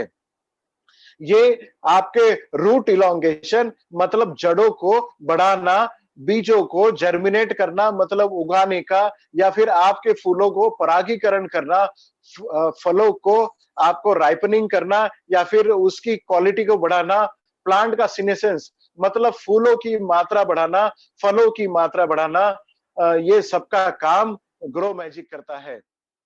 अगर एक पौधे के ऊपर में एक मैजिक मैं आपको बताऊंगा तो आप आश्चर्यजनक रह जाएंगे। अगर पौधे के ऊपर में एक पत्ते के ऊपर में अगर कीड़ा आता है तो वो पत्ता दूसरे पत्ते के ऊपर में एक सिग्नल भेजता है कि आपकी पौधे के ऊपर में किसी कीड़े का अटैक हुआ है, जागृत हो जाओ। ये काम पौधे में ग्रो मैजिक करता है, मतलब पौधे में सिग्नलिंग करने का काम ग्रो मैजिक करता है। आपके फूलों का डेवलपमेंट, मादा फूलों की संख्या बढ़ाना, फूलों का anther development, dehiscence, female organ stigma development, filament elongation, jasmonate ये सब काम करता है। जड़ों की सफेद जड़ों को बढ़ाना, न्यूट्रिएंट्स को नीचे से ऊपर ले जाना, जड़ों को मजबूत करना, तनों को मजबूत करना, फूलों की, फलों की या फिर पत्तों की संख्या बढ़ाना, उसे लंबा और चौड़ा करना या फिर उसे बहुत हरा करना, ये सब बातें आज ग्रो मैजिक करता है। अगले साइड में हम इसके देखेंगे कि ये किस किस इसमें टॉनिक का काम करता है। तो ये जड़ों की ग्रोथ के लिए या फिर जड़ों को बढ़ाने के लिए काम करता है। शुरुआती अवस्था में जब शिशु पौधा होता है उसको बढ़ाने का काम ग्रो मैजिक करता है। जब ग्रो मैजिक अपने शरीर को बनाता है तो उसकी फ्रूटिंग ब्रांचेस और ब्रांचेस बढ़ाने का काम वेजिटेटिव ग्रोथ में होता है। पत्तों की संख्या बढ़ाता है, फूलों की संख्या बढ़ाता है, फूलों को नीचे गिरने से रोकथाम करता है, फूलों को फलों में कन्वर्शन करने का ये काम करता है, फलों का डेवलपमेंट करता है, फलों की क्वालिटी अच्छी रखता है, फलों की क्वालिटी बढ़ाता है, उसकी चमक बढ़ाता है, उसमें शक्कर की मात्रा बढ़ाता है, फलों की साइज बढ़ाता है, उसको क्रैकिंग होने से या बचाता है, उसको गिरने से बचाता है। और जब हम फल तोड़ते हैं तो मार्केट में ले जाते समय लंबे समय तक इसको आप रख सकते हैं, मतलब इसकी कीपिंग क्वालिटी भी आप बहुत अच्छी तरीके से कर सकते हैं। अगले स्लाइड में हम देखेंगे कि ग्रो मैजिक और क्या-क्या चीजें अपने लिए करता है। अगर हम शुरुआती अवस्था में अगर जमीन से बीज बाहर निकलने के बाद में अगर हम इसका इस्तेमाल करते हैं तो फोटोसिंथेसिस, मतलब जब पौधे में carbon cycle, nitrogen cycle, carbon and nitrogen का ratio, fat synthesis, protein synthesis, carbohydrate synthesis, ये जो बायोकेमिकल रिएक्शंस चलती है, इस रिएक्शन में अहम भूमिका निभाने का, यानी कि अपनी पौधों में जो खाना बनता है वो खाना बहुत ज्यादा मात्रा में बनाने का, और वो खाने को पत्तों से हर ग्रोइंग टिप में पूरी पत्ते की शरीर में या पौधे की शरीर में पहुंचाने का काम ग्रो मैजिक करता है। और ग्रो मैजिक कितना बहुत जबरदस्त आपके पौधों के ऊपर में काम करता है, इसीलिए इसका नाम रखा है ग्रो मैजिक। ये फ्रूट का colour, flavour, odour, texture, structure, ये सब बढ़ाता है। कब कब ग्रो मैजिक देना चाहिए? ग्रो मैजिक आपने खाद का पहला जो डोज होता है ये केमिकल फर्टिलाइजर के साथ में भी मिला के आप दे सकते हो। एक बात मैं आपको बता दूं, किसान भाइयों का जो हमने प्रण लिया है कि किसान भाइयों का हम लागत आधी करेंगे और उसकी उपज डबल करेंगे। इसी कड़ी में मैं बताने जा रहा हूं कि ग्रो मैजिक अगर आप फर्टिलाइजर के साथ में मिला के आप देते हैं तो फर्टिलाइजर का डोज आप जो रेगुलर वो देता है उससे आधा करें, और उसके साथ में 1 एकड़ में जितनी भी केमिकल फर्टिलाइजर वो डाल रहा है उसमें आप 100 से 200 ग्राम ग्रो मैजिक मिला के दे, ताकि अगर वो 2 बोरी यूरिया डाल रहा है तो उसे कहे कि 1 बोरी यूरिया डाले, उसके साथ में 100 से 200 ग्राम मतलब 1 से 2 पैकेट आप ग्रो मैजिक डाले, ताकि वो अपनी खाद का खर्चा आधा कर सकता है। ये मैं क्यों बता रहा हूं, इसके पीछे एक कारण है। अगर ग्रो मैजिक बिना आप अगर खाद अगर जमीन में डालते हैं तो जमीन में खाद माइक्रोब जो होते हैं जमीन में, वो आपकी खाद को, आपके पौधों को, जड़ों को मिलाने के लिए सिर्फ 8%, 0.8% काम करता है। इसका मतलब 100 किलो अगर यूरिया आप डालते हैं तो सिर्फ और सिर्फ 80 ग्राम यूरिया आपकी जड़ों को, आपकी पौधों को मिलता है। आप समझ रहे हैं? अगर 100 किलो यूरिया अगर आप डालते हैं या फिर कोई भी खाद अगर आप डालते हैं तो 0.8% मतलब 100 किलो के पीछे में सिर्फ और सिर्फ 80 ग्राम खाद आपकी पौधों को मिलता है। अगर आप ग्रो मैजिक उसके साथ में मिला के डालते हैं तो वही 80 ग्राम की जगह पे वो 40 किलो खाद आपकी पौधों को लागू पड़ता है। मतलब 70 से 80% आपकी पौधों को आपका खाद मिलता है। ये मैजिक करता है ग्रो मैजिक। इसके लिए जमीन में पहले स्लाइड पे ही हम देखेंगे कि जमीन में सबसे पहले आप खाद के साथ में ग्रो मैजिक को मिलाएं। दूसरा, एक स्प्रे में आपने ग्रो मैजिक में लेना है। जब बीज ऊपर आते हैं, ऊपर आने के बाद में बीज जब 30 से 45 दिनों का हो जाता है जर्मिनेशन के बाद, तो आपने 1 एकड़ में 100 लीटर पानी के हिसाब से 1 लीटर पानी में 100 ग्राम मतलब 1 लीटर पानी में 1 ग्राम के हिसाब से आपने इसका छिड़काव आपके पौधों के ऊपर में ऊपर से करना है, स्प्रे पंप से करना है। ये पानी में घुलनशील है, जब भी आप पानी में मिला के इसको दे तब यमाई स्प्रे का इस्तेमाल जरूर करें। यमाई स्प्रे के बारे में हम कल बात करेंगे जो मेन अट्रैक्शन रहेगा। तो पहली पहला स्प्रे जो आप करोगे, ऊपर से जो छिड़काव करोगे, वो पौधे के 35 से 45 दिनों के अंतराल में करोगे। दूसरा स्प्रे आपको करना है ग्रो मैजिक का आपकी पौधों के ऊपर में, वो 60 से 65 दिन, जब पौधे के ऊपर में आपका फूल लगता है और फूलों का फलों के ऊपर कन्वर्शन होता है, तब आपने पहला दूसरा स्प्रे मतलब दूसरा छिड़काव आपके पौधे के ऊपर में करना है, जब आपका पौधा फूलों के ऊपर होता है। 1 लीटर पानी में 1 ग्राम, इस हिसाब से 1 एकड़ में 100 ग्राम, मतलब 100 लीटर पानी में अगर पानी की मात्रा अगर ज्यादा लग रही है, तो 1 लीटर पानी में 1 ग्राम के हिसाब से आप इसका इस्तेमाल कर सकते हैं। और कुछ एडिशनल इस बारे में ही बात करूंगा ग्रो मैजिक के बारे में। ग्रो मैजिक आपके फलों के ऊपर में किस तरह से काम करता है। अगर आपने मिर्ची के ऊपर अगर इसका छिड़काव किया, तो मिर्ची की साइज आपकी उतनी रहेगी जो मार्केट में आप ले जाते हो। बट जो मिर्ची, एक मिर्ची अगर वो 12 से 15 ग्राम की होती है, तो उसका वजन बढ़ के 18 से 20 ग्राम होगा। साइज उतनी रहेगी बट उसका वजन बढ़ेगा। टमाटर की साइज उतनी रहेगी बट उसका वजन बढ़ेगा। अगर आपने गेहूं में, चावल में अगर इसका छिड़काव किया है, खाद के साथ में अगर आपने इसको दिया है, तो 100 दाने का वजन जो आपका रहता है, अगर चावल का अगर एग्जांपल लेंगे, तो 100 दाने का चावल का वजन जो है वो 60 ग्राम होता है, तो वही 60 ग्राम का वजन वो 80 से 90 ग्राम तक ले जाता है। मतलब ग्रो मैजिक जब भी आप खेती में इस्तेमाल करते हो, तो कम से कम 30 से 40% आपकी उपज की बढ़ोतरी होती है और आपका खाद का 50% एक्सपेंसेस कम हो जाता है। इसका मतलब ग्रो मैजिक के साथ में हम किसान भाइयों का करीबन 60% लागत कम कर सकते हैं। ये बहुत ग्रो मैजिक एक मैजिक की तरह आपके खेती के ऊपर काम करता है। किसान भाइयों को आपने अगर इसमें दिया, तो उनके जीवन में रिवॉल्यूशन आ सकता है। उनके जीवन को अच्छा बनाने में आप कारगर मददगार साबित हो सकते हैं और ये नोबल कॉज आपके लिए हो सकता है। आगे बढ़ेंगे अपने दूसरे प्रोडक्ट के ऊपर जो हुआ है।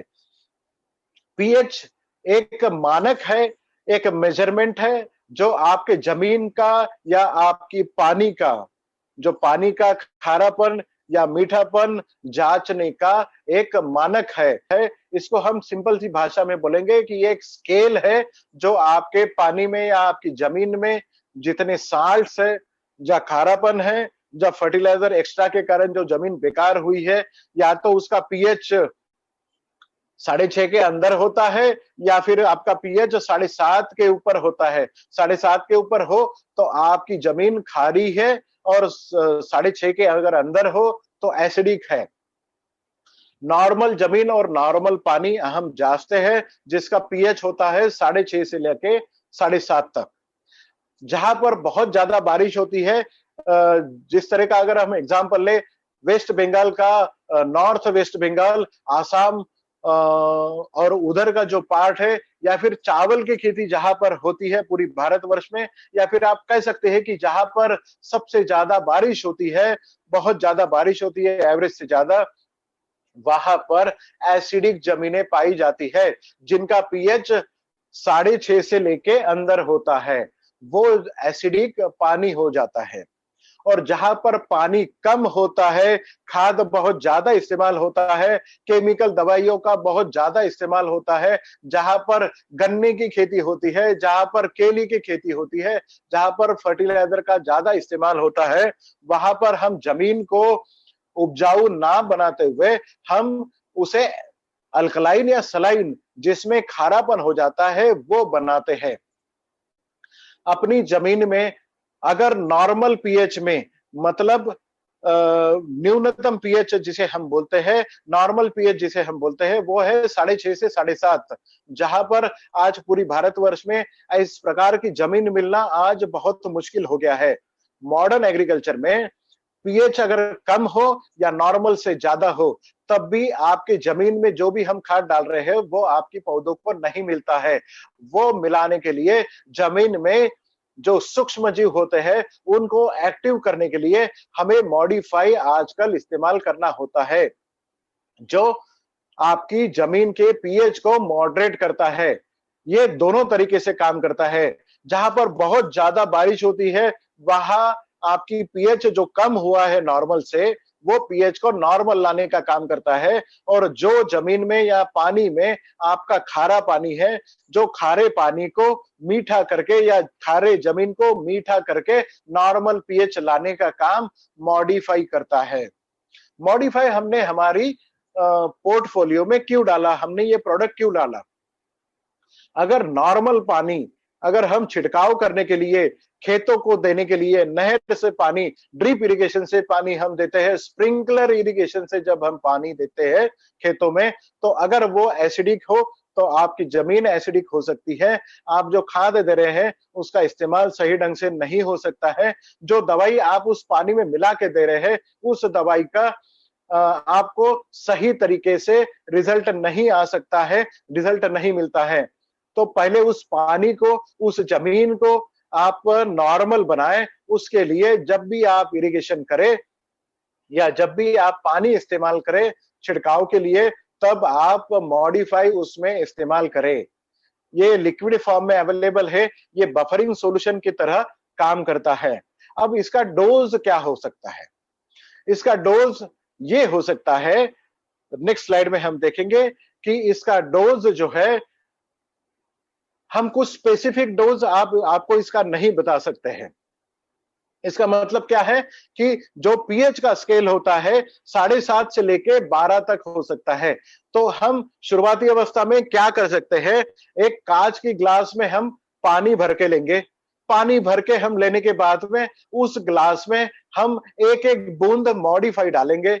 हम 1 लीटर पानी में अगर एक एक बूंद मॉडिफाई डाल रहे हैं, जब तक हल्का पिंक कलर पानी का नहीं हो जाता है, तब तक हमें एक एक बूंद डालना है। हमें पता चलेगा 1 लीटर पानी में कितनी बूंद डालने के बाद में हल्का गुलाबी कलर हुआ है, फेंट पिंक कलर हुआ है।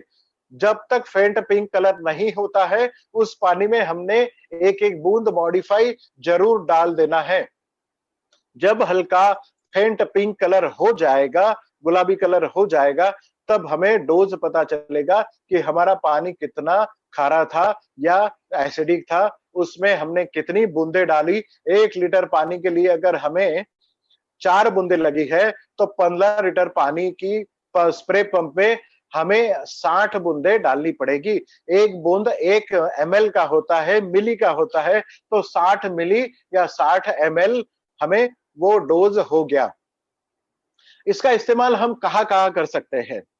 आजकल सब पता है, जब अगर आप खेती में पंजाब हरियाणा में नहर से पानी देते हैं, खेतों में नहर से पानी छोड़ा जाता है, जिसे हम फ्लड इरिगेशन बोलते हैं, उस दौरान आप इसको एक सलाइन के दौरान एक एक बूंद आप खेती में, जहां से पानी नहर का खेत में घुसता है, वहां पर आप इसे सलाइन से एक एक बूंद डाल के दे सकते हैं, ताकि आपका पानी मीठा होके आपकी खेती में जाए।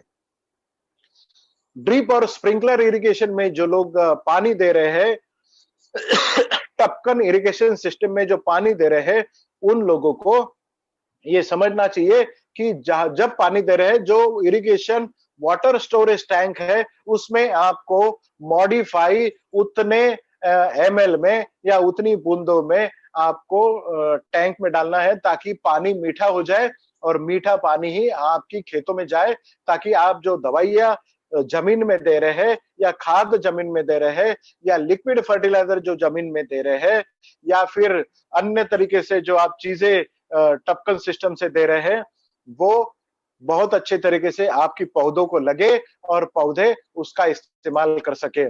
जो टपकन सिस्टम होता है, ड्रिप इरिगेशन सिस्टम होता है, उसका साल्टिफिकेशन होता है। कभी कभी नमक अंदर से लग जाता है, उसकी लाइफ कम हो जाती है। अगर आप मॉडिफाई उसमें इस्तेमाल करते हैं, तो बहुत अच्छे तरीके से आप लोग इसका इस्तेमाल करके, उसकी लाइफ अगर 3 साल की है, तो वो 5 साल तक आप उसको इस्तेमाल कर सकते हैं। उसमें साल्ट डिपॉजिट नहीं होगा और आपकी जमीन भी उपजाऊ होगी और आपका पानी भी मीठा होगा।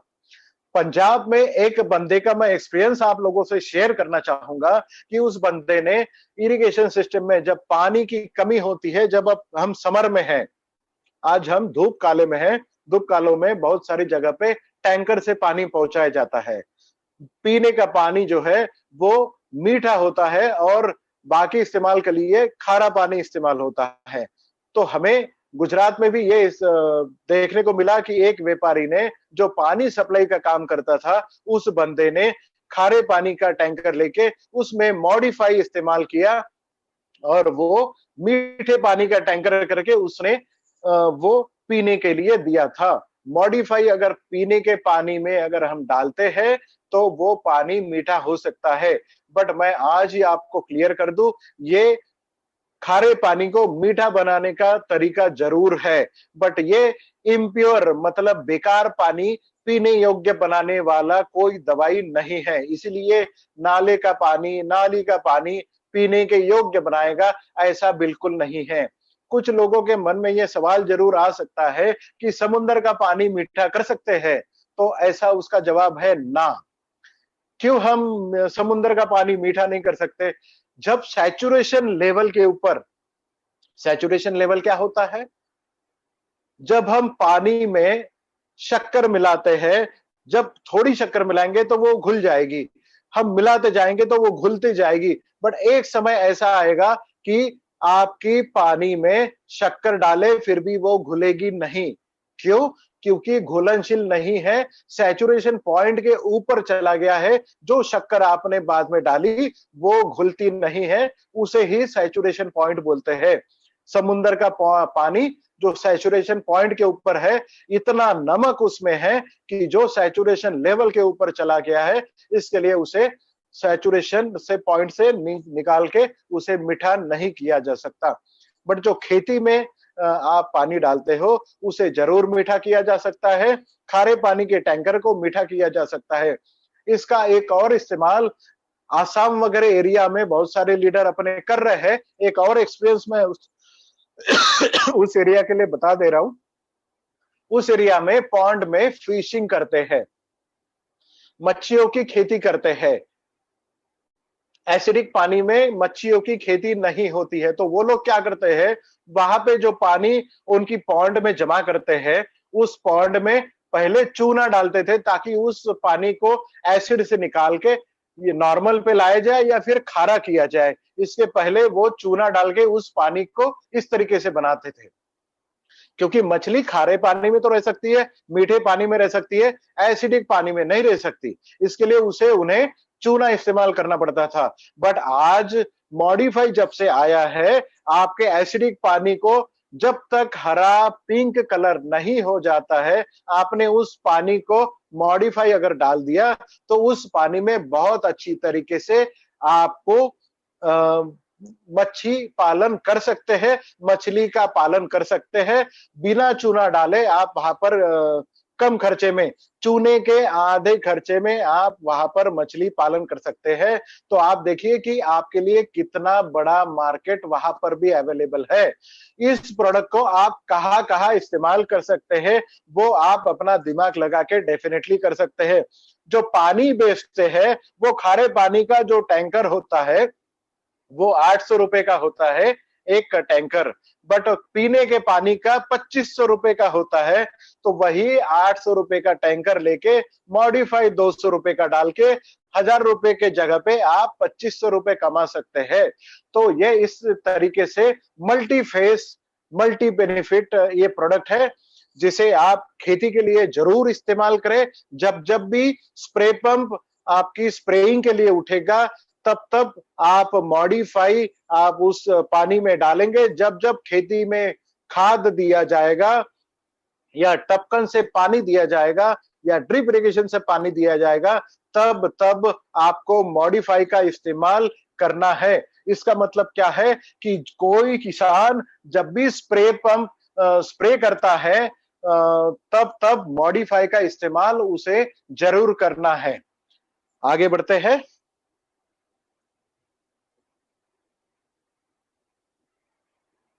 मॉडिफाई,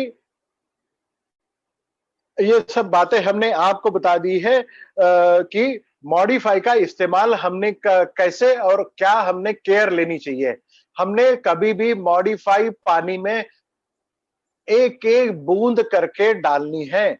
जब तक लाइट रेड कलर या फिर हल्का गुलाबी कलर या हल्का लाल कलर जब तक नहीं हो जाता है, आपकी दवाई ने काम नहीं किया है, आपका खारा पानी मीठा नहीं हुआ है, ये आप लोगों ने समझना चाहिए। या फिर आपका एसिडिक पानी मीठा नहीं या नॉर्मल नहीं हुआ है, ये समझ लेना चाहिए। ये केयर आप लोगों ने जरूर लेना चाहिए। अगर आपको डेमोन्स्ट्रेशन अगर लेने हैं तो कांच के पानी में पीने का पानी लीजिए जो मीठा हो, उसमें 2 चम्मच नमक डालिए, अब उसको खारा कर लीजिए, चम्मच से मिला दीजिए, अब वो पीने योग्य नहीं है। आप एक-एक बूंद करके आपके खारे पानी में एक-एक बूंद करके डालिए, जब तक हल्का पिंक कलर नहीं हो जाता या लाल कलर नहीं हो जाता है, तब तक आपको उसमें डालना है। डालने के बाद में जब हल्का लाल या हल्का गुलाबी कलर आ जाएगा, तब आप उसे पी के देखिए। पीने के बाद में आपको पता चलेगा जो खारा पानी था पहले, वो मीठा हो गया। इसका मतलब आपकी दवाई ने काम कर लिया है। बहुत अच्छा इस्तेमाल आप इसका कर सकते हैं। मीठा भी पानी मीठा करने के लिए एक सवाल मुझे आया था कि हमारे कुएं का पानी खारा है, तो क्या उसे मीठा किया जा सकता है?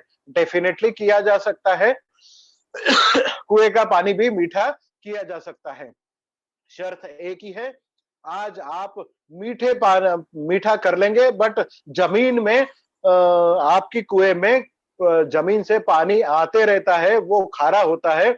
आज आपके कुएं का पानी मीठा हो गया, रात भर में वही खारा पानी आके फिर से मीठे पानी को खारा कर लिया, फिर आपको दूसरे दिन डालना होगा। कुएं का पानी पूरे कुएं को मॉडिफाई ना डालते हुए उसका पानी जब आप निकालोगे, तब उसमें आप मॉडिफाई का इस्तेमाल करें। हम आगे पहले प्रोडक्ट के ऊपर हम जाते हैं, जिसका नाम है यमाई स्प्रे। यमाई स्प्रे आज बताने की जरूरत नहीं है। जो यमाई लाइफस्टाइल का बिजनेस एसोसिएट बनता है, जो हमारे फैमिली का मेंबर बनता है, वो जैसे नैनी 5 को जानता है, वैसे ही यमाई स्प्रे को जानता है। ये इंडिया एग्रो का स्टार प्रोडक्ट परफॉर्मर प्रोडक्ट है, जो आज इंडिया में सबसे बड़ी मात्रा में एग्रीकल्चर में बेचा जाता है। क्यों ये स्पेशल है? क्यों ये हमने आखिरी के दिन रखा है? क्योंकि इसके बिना खेती करना आज असंभव हो गया है। किसान भाई जिन्होंने ये प्रोडक्ट इस्तेमाल किया है, वो इसे चाहकर भी छोड़ नहीं सकते हैं, इतना अच्छा ये प्रोडक्ट है। क्या है ये? ये एक एडजुवेंट का काम करता है। एडजुवेंट का क्या मतलब होता है? ये पेस्टिसाइड दवाइयों को जो स्प्रे पंप में हम डालते हैं, उसको स्टेबलाइज करने का काम करता है, उसको सही मायने में पानी में मिलाने का काम करता है, ये सोल्युबिलिटी का काम करता है। कॉम्पेटेबिलिटी का, अगर हम एक ही पंप में खाद और एक ही पंप में दवाइयां और फफूंदनाशक अगर एक साथ मिला के दे रहे हैं, तब भी ये कॉम्पेटेबिलिटी बना के रखता है, फोमिंग बनाता है, ये एक झाग बनाता है और सही तरीके से अपनी दवाइयों को मिक्स करता है। ये अगर सोल्यूबल लिक्विड हो या फिर ऑयल बेस्ड दवाइयां हो, इसका सही मायने में आपकी पानी में सस्पेंशन बनाता है, ताकि तेल जन्य पदार्थ ऊपर ना रहते हुए वो पानी में अच्छी तरीके से घुल मिल जाए। सरफेस टेंशन, जहां पर हम ये छिड़काव करते हैं वहां पर आपकी पत्तों के ऊपर एक सरफेस टेंशन होता है, उसको कम करते हुए दवाइयों को या खाद को आपकी पत्तों के ऊपर या पौधों के ऊपर चिपकाने का काम यमाई स्प्रे करता है। आपकी ड्रॉपलेट का साइज, मतलब जब आप स्प्रे करते हैं, जब आप छिड़काव करते हैं आपकी स्प्रे पंप से, तो आपकी बूंद जो स्प्रे पंप से नोजल से निकलती है, वो ड्रॉपलेट को साइज को कम करने का काम अपना यमाई स्प्रे करता है। ड्रिफ्ट, ड्रिफ्ट का मतलब है दवाइयों को आपकी पौधे के ऊपर से नीचे ना गिरने देना, ताकि आपकी दवाइयों का सही इस्तेमाल हो, यूज हो, वो आपकी पौधों के अंदर जाने के लिए मदद करता है, पेनिट्रेशन के लिए मदद करता है। ऊपर की सतह को अगर पत्ते के ऊपर में स्प्रे हुआ है, तो पत्ते के नीचे की सतह तक ले जाने का काम यमाई स्प्रे करता है। वोलेटिलाइजेशन, इसका मीनिंग यह है कि जब भी आप यमा स्प्रे, आप कोई भी दवाइयां, कोई भी खाद में या कोई भी केमिकल पेस्टिसाइड खरपतवार में आप जब डालते हैं, तब वो दवाइयों को हवा के साथ में, धूप के साथ में, हवा में उड़ जाने के लिए मदद ना करते हुए उसकी रोकथाम करता है, ताकि वो धूप के कारण, हवा के कारण हवा में उड़ ना जाए। कवरेज, अगर एक जगह पे आपका स्प्रे हुआ है तो पूरी पौधे के ऊपर में फैलाने का काम ये यमा स्प्रे करता है। एडरेंस, चिपकाने का काम, ये चिपको करके भी काम करता है। ये आपकी दवाइयों को अच्छी तरीके से चिपकाता है, पूरे पौधे के ऊपर में चिपकाता है। कोई भी खाद को अगर दवाइयों को पौधे के अंदर ले जाने का काम करता है। बारिश के दिनों में इसका सहज महत्व आपको प्राप्त होता है कि कंटिन्यू बारिश जब होती है, बारिश में कोई भी अंतराल जब नहीं होता है, तो अगर आपको 1 या 2 घंटे का अगर आपको समय मिलता है, तो आप दवाइयों का छिड़काव, खाद का छिड़काव आप आपकी पौधे के ऊपर कर सकते हैं। सिर्फ 2 घंटे में आपकी दवाइयों को या आपकी खाद को अंदर ले जाने का काम आपका यमा स्प्रे करता है। आपने देखा कि हम 8 से 10 अपने बेनिफिट्स आपको बताए हैं। अगर मार्केट में इस तरह की दवाइयां बहुत सारी है, वो सिर्फ दवाइयों को चिपकाने का काम करते हैं या फैलाने का काम करते हैं या पेनिट्रेट करने का काम करते हैं, बट हम हमारी दवाइयां, जब भी हम यमा स्प्रे किसी भी दवाइयों के साथ में या खाद के साथ में मिलाते हैं, तो हम दवाइयों का असर दुगना करते हैं। मतलब दवाइयां अगर 7 दिन के लिए आपको रिजल्ट दे रही है, तो यमा स्प्रे मिलाने के बाद में वो 15 से 16 दिन का रिजल्ट आपको दे सकती है। खाद की जिसके लिए आप इस्तेमाल कर रहे हैं, उसकी इफिकेसी, उसकी पावर दुगना करने का काम करता है। जब 2 दवाइयां, 2 खाद, 2 फफूंदनाशक या फिर 2-3 चीजें मिला के स्प्रे पंप में या पानी में घोल बनता है, तो दोनों की केमिस्ट्री को, तीनों चारों दवाइयों की केमिस्ट्री को अलग-अलग रखता है, ताकि हर एक खाद का, खरपतवार का, दवाइयों का मिला-जुला असर आपको आपके पौधे के ऊपर मिलता रहे।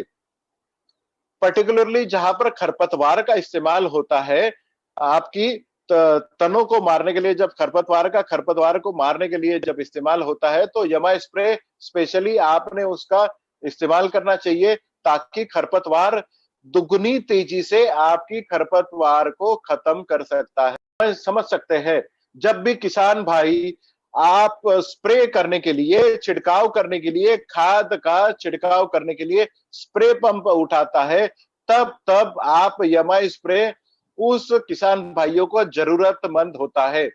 इसका मतलब हर किसान की कपाट में, अपनी घर में, अपनी जेब में यमा स्प्रे होना बहुत ही जरूरी है। इसके सिवा कोई खेती आज कंप्लीट नहीं हो सकती है। ये आज हमारा एक्सपीरियंस है, और आज ये आपको, सभी किसान भाइयों को इसके फायदे आपको बताने हैं। ये बहुत यूनिक प्रोडक्ट है, और यूनिक प्रोडक्ट के साथ में ये किसान भाइयों का दवाई का खर्चा, खाद का खर्चा कम करता है, आधे में करता है, क्योंकि ये रिजल्ट दुगना करता है। हम अगली स्लाइड में देखेंगे इसके और फायदे क्या हो सकते हैं।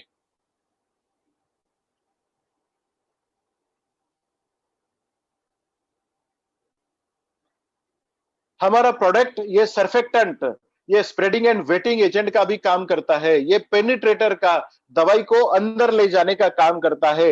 वाटर कंडीशनिंग एजेंट का काम करता है। ये वाटर कंडीशनिंग एजेंट ये होता है कि अगर आपका पानी खारा है, मीठा है, या जो भी है, उसको कंडीशनिंग करने का, नॉर्मल बनाने का काम ये करता है। ह्यूमिकेशंस का काम करता है।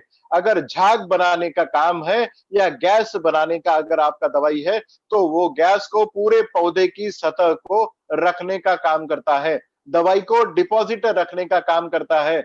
दवाई नीचे ना गिरने का काम करता है। बफरिंग एजेंट का काम करता है। एसिडिफायर्स का काम करता है। आपकी पौधे के अंदर में एसिडिक एजेंट्स का काम बढ़ाने का काम करता है, ताकि कीड़ों का, फफूंद का, जब भी कोई एजेंट आपकी पौधों के ऊपर में आता है, तो अल्कलॉइड बढ़ाने का काम करता है, सिग्नलिंग करने का काम करता है,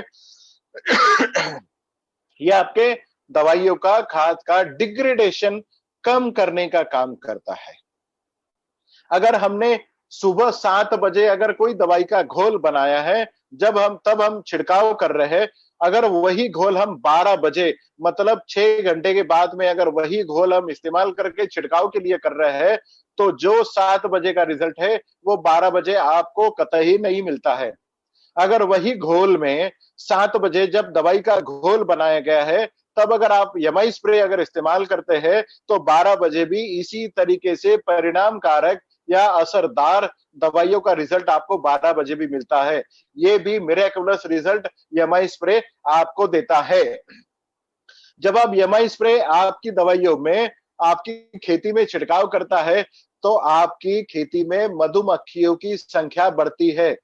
मधुमक्खी किसान भाइयों का दोस्त माना जाता है, क्योंकि जिस खेत में मधुमक्खियां होती है, उस खेत में आपको ज्यादा फूल लगते हैं, ज्यादा फलों की मात्रा होती है, क्योंकि फूलों का फलों में कन्वर्शन बहुत ज्यादा होता है। और यमाई स्प्रे आपकी मधुमक्खियों को अट्रैक्ट करने का काम करता है। जिस खेत में यमाई स्प्रे का छिड़काव होता है, या फिर हर छिड़काव में यमाई स्प्रे का इस्तेमाल होता है, वहां पर मधुमक्खियों की संख्या बढ़ती है। और ऐसी गवर्नमेंट का सर्टिफिकेशन मिलने वाली सबसे एकमात्र दवाई है जिसका नाम है यमाई स्प्रे। आगे की स्क्रीन में हम बढ़ते हैं कि हमारा डोजेस क्या होना चाहिए, यमाई स्प्रे का डोज क्या हमारा होना चाहिए। तो मैं आपको बता दूं कि ये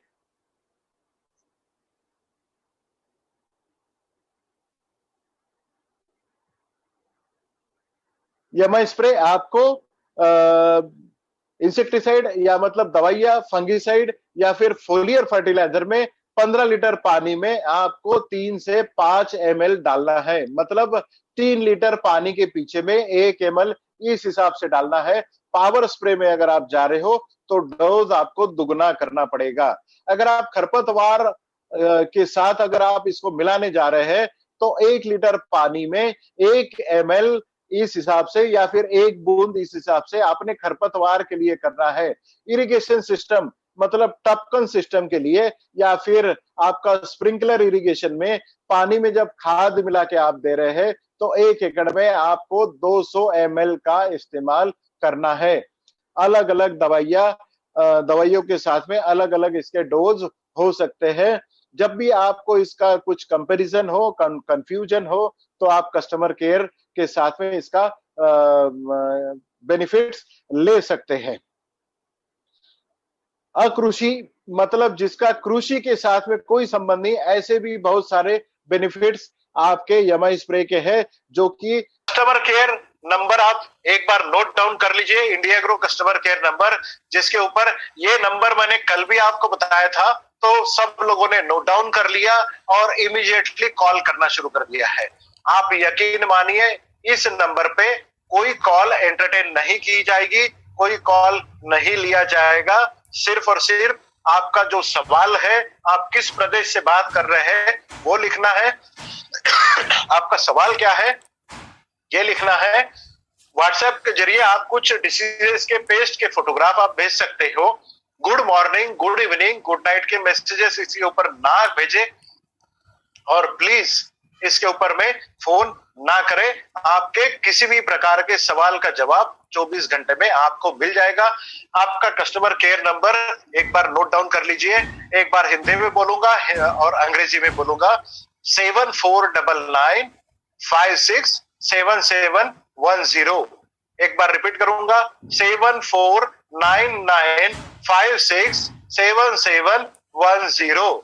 हिंदी में बोलूंगा, 7499567710।